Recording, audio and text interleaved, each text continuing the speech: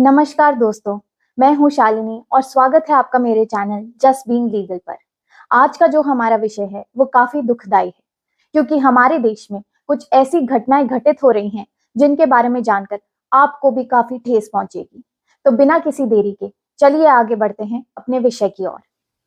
तो सबसे पहले तो हमें गर्व होना चाहिए इस बात का कि भारतीय रेल नेटवर्क जो है वो विश्व के सबसे बड़े रेल नेटवर्क्स में से आता है, जिसमें प्रतिदिन 2 करोड़ 40 लाख लोग यात्रा करते हैं।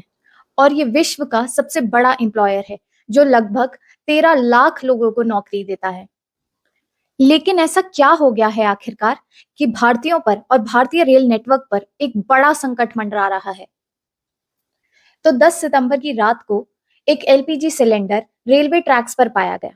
ये तो मेहरबानी है उस लोको पायलट की जिसने सावधानी बरतते हुए उस सिलेंडर को देख लिया, जिसकी वजह से एक बड़ा हादसा टल गया। लेकिन ये पहली बार नहीं है कि कोई फॉरेन ऑब्जेक्ट रेलवे ट्रैक्स पर पाई गई है।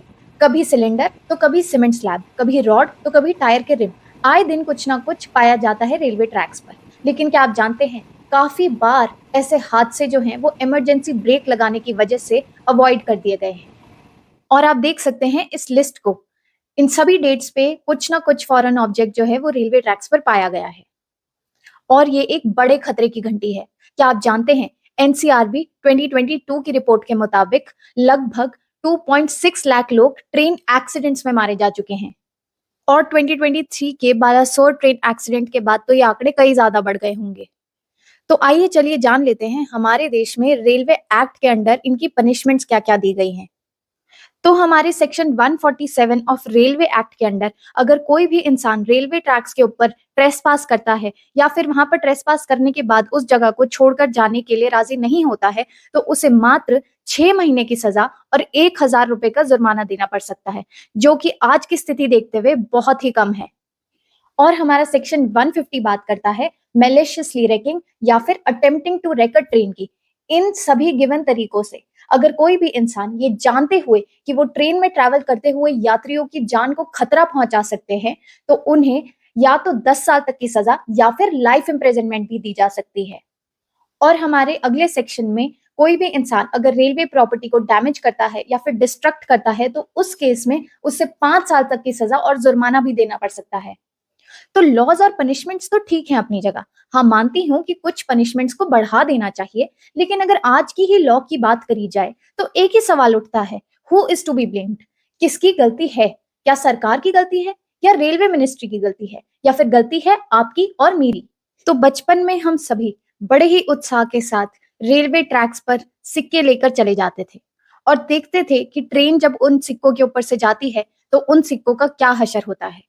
ये करने से पहले हम 2 बार नहीं सोचते थे, क्योंकि हमें कभी किसी ने बताया ही नहीं कि ये एक ऑफेंस है और इसके लिए हमें सजा भी हो सकती है। हमारा रेल नेटवर्क इतना बड़ा है कि ये नियरली इम्पॉसिबल है कि हर जगह दीवारें बनाई जा सके या फिर सीसीटीवी कैमरास लगाए जा सके।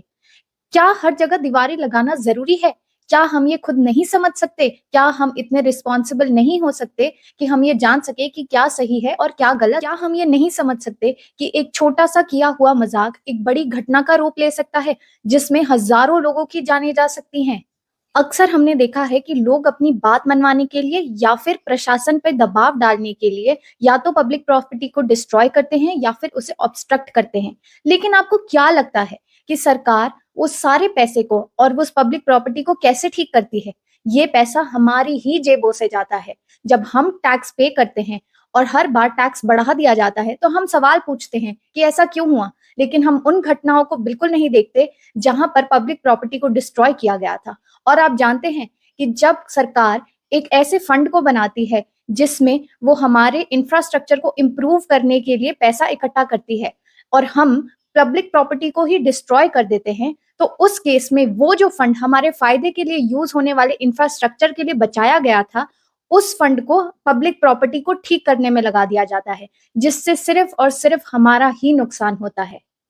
आखिरकार ये मेरी विनती है आपसे कि आप हमारे देश के लॉज को समझें और एक रिस्पॉन्सिबल सिटीजन बने।